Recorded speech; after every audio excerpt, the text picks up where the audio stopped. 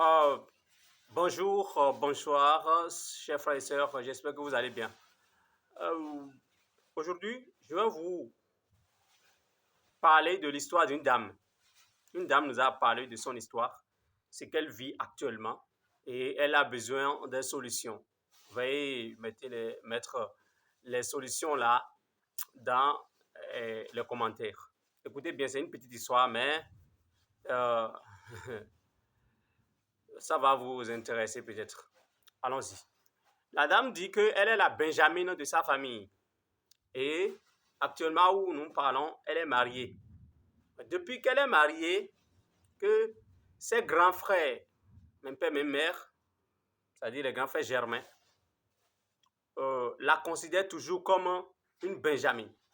Donc, ils ont du mal à lui donner ou bien lui octroyer la valeur qu'elle mérite. Donc, c'est toujours la Benjamine, alors qu'elle est déjà mariée.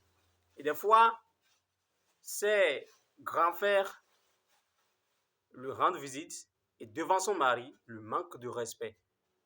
C'est-à-dire, il la traite exactement comme ils ont l'habitude de la traiter lorsqu'elle était encore toute petite, toute Benjamin.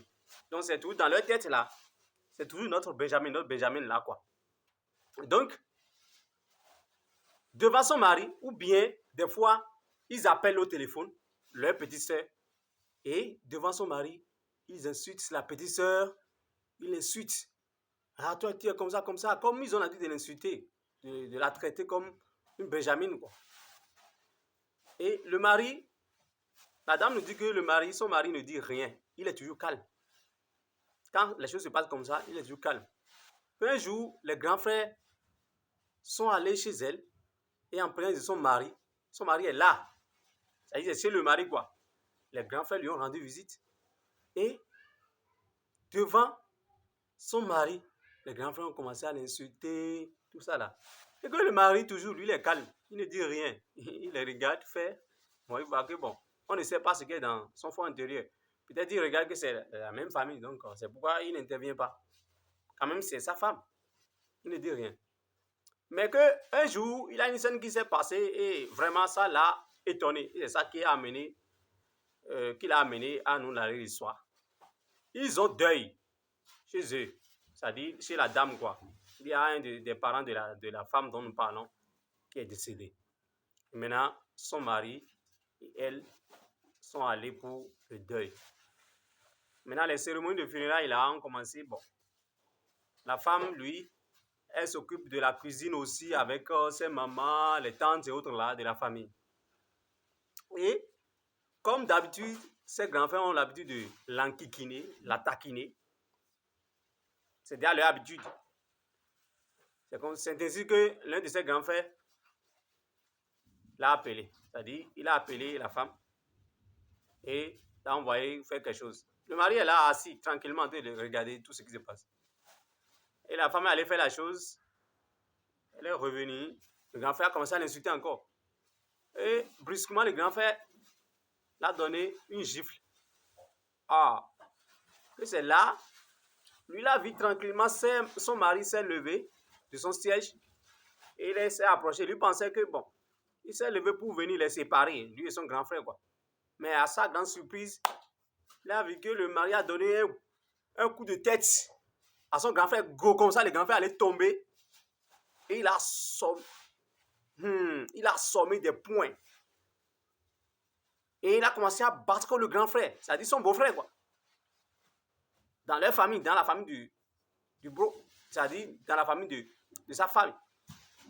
Devant les parents, il commence à assommer le grand frère des poings.